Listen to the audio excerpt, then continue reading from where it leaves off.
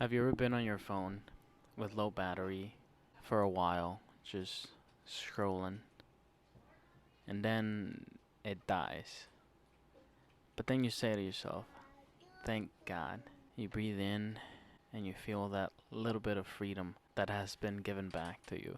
I used to think that social media wasn't bad for me because I went at it as an adult and I used it as a marketing tool for a small company I worked with. Also, I felt extremely lucky because I fell into a community that was very nice, generous, and welcoming. The EDC community. Nope, not that one. The everyday carry community. So, for many years, I didn't see the ill effects of social media in my life.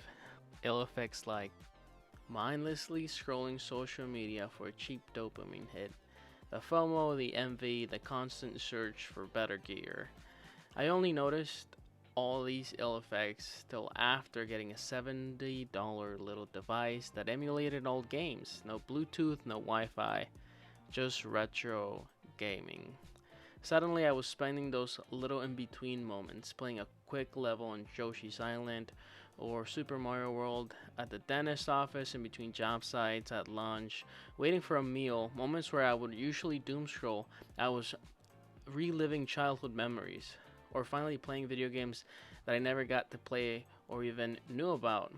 In conclusion, I still use social media and I'm still involved in the EDC community, but the doom scrolling has mostly stopped.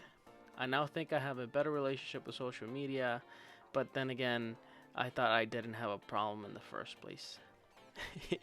If you also have an account on Instagram or TikTok, follow me. I'm Carlos CDC. I'm Carlos CDC on Instagram, and I'm Carlos CDC here on YouTube.